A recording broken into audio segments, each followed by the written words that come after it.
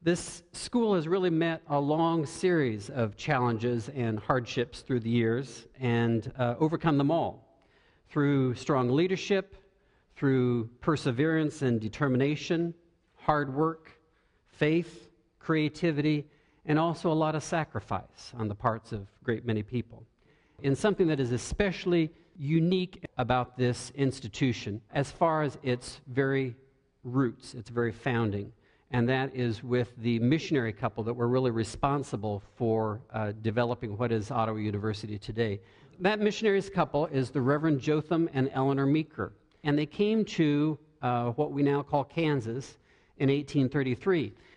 I usually think of the beginning birth date of what eventually grew into Ottawa University as being the day in June in 1837, in which the Meekers, with 2 wagons and 2 days of traveling across soggy prairies, they rolled up on the banks of the Meridazine River in front of a really crude, very humble log hut. What transpired during the next 18 years of living down here with the Ottawas is really a remarkable story. Meeker sought to serve as minister and teacher. He served as their doctor eventually, and also their interpreter and spokesman, provided food, clothing, and shelter when they were destitute. He also sought to make it possible for them to learn to read and write in their own language for the very first time and to have printed materials in the Ottawa language available to them.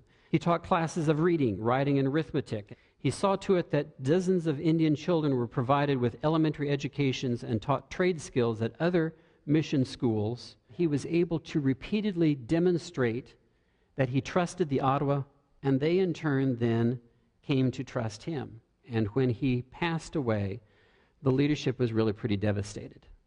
They said that they would never have another friend like him. They are indeed, though, the ones in which really prepared the soil and planted the seeds and developed this relationship with the Ottawa Indians that Ottawa University then later grew out of. There was another individual who was sort of the Indian trader, sort of a part-time preacher, and his name was John Tecumseh Jones. He was adopted into the Ottawa tribe. He was known as Atoe Jones, and sort of abbreviated to Toy Jones. Jones, though, is the one who gets credited for being a spokesperson for the Ottawa tribe and their interest in furthering education for members of the Ottawa tribe, and especially the children. There was a tentative effort made to establish a college in 1860 that they chartered, but the Civil War interrupted. There were all sorts of guerrilla warfare and killings and troops traipsing through the Ottawa Reserve lands, etc. But there is then a new charter established in April of 1865, just days after the Civil War ends and Lincoln's assassination. This is the charter for what they now call Ottawa University, and it's what we celebrate every April as Charter Day. The plan out of that was that the Ottawas were going to give 20,000 acres of their land to be sold, and the money raised from that was going to be what started the new infant college. What occurred next is the worst, most tarnished part of Ottawa University's history. There were land sales then to sell off this land for the money to be turned into the school. The interesting thing was that there wasn't much oversight. There wasn't much accounting, and bit by bit the land sort of got sold and nobody seemed to know where the money went. Later investigations never provided a very distinctive answer about that, but it was pretty clear that the Ottawas had gotten the short end of the stick. Things really turned around, though, when Reverend Robert Atkinson came out. He was sent out by the Baptist Home Missionary Board in 1869, and he's the one that really saved the development of the school and got it back on a solid footing. He oversaw the completion of the college building in that same year, 1869. He fought off efforts to have the school moved elsewhere. He really helped clean up the act. The next really stellar person to come onto the scene as far as leadership was Dr. Milan Ward, who came out in 1869 and was put in charge of the school under Atkinson. He became known as the grand old man of Ottawa University for a very good reason. He served as the academic head at times. He served as the president. He taught mathematics, Greek, and Latin. He did everything clear down to, at times, sweeping the floors. He's really the one who was responsible for putting it up on a higher academic level. In 1879, there were all of 2 teachers. By the 1880s, they had a preparatory department and more college-level courses. 1884 is the year that the Ottawa campus was first founded. It's significant to note that because it is the oldest student publication in the state of Kansas and has been published ever since then. There was a second building built by 1893, and that was the north half of what is now the administration building. There were also a couple of other frame buildings that were developed on campus around the turn of the century. A new pinnacle for the university occurred in 1902 when they added on the rest of this structure, greatly enhancing the size of the administration building, and it was the new crown jewel, not only for obviously the campus, but for the city of Ottawa as well. It caught fire and burned down the night before its dedication. But again, the president at the time insisted that you could not burn out a college, and they started the laborious process of, again, trying to rebuild, which they did within the next couple of years. By 1914, they had expanded enough as far as student body and so forth that they were wanting to build a new gymnasium. The male students on campus chipped in, and they all went out with shovels, and they dug the foundation for putting in what is now called the Commons Building. And so that eventually became sort of the student union for Ottawa University for many years. Another very, very difficult, scary time was, of course, the stock market crash in 1930. With the crash, the enrollment went down to 225 students, but there was such a commitment and determination to see it through that there was great emphasis placed on making whatever sacrifices were necessary to make sure that the college survived. And as a result, even though teachers weren't getting paid, they were staying on their posts and keeping the classroom doors open.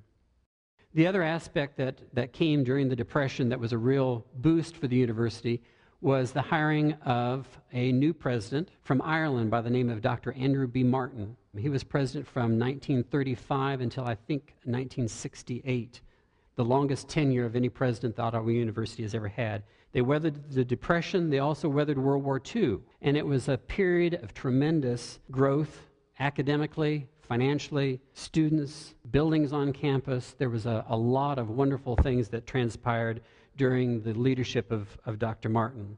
He said that the college must be Christian, cultural, contemporary, and comprehensive. True education really can't exist split into individual little sections or subjects, but must be integrated around a more central purpose. Through the decades since then, there have still been financial woes, things that have created emergencies.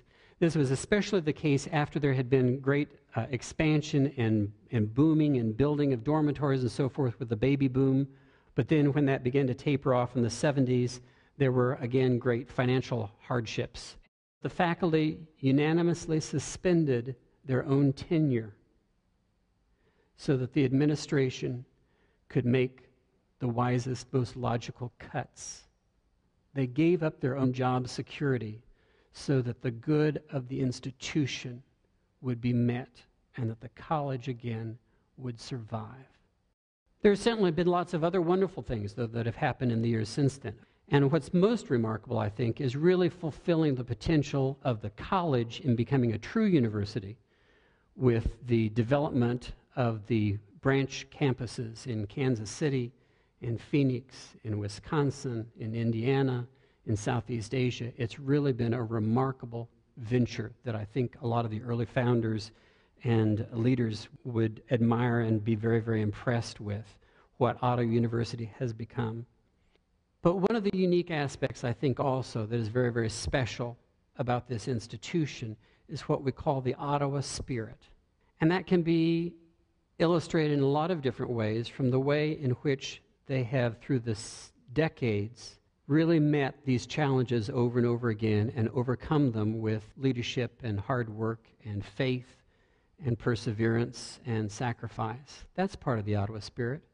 But it's also part of the spirit of what is developed on campus in the rapport and the relationships between the faculty and the students, between everyone that is a part of the Ottawa community and the family.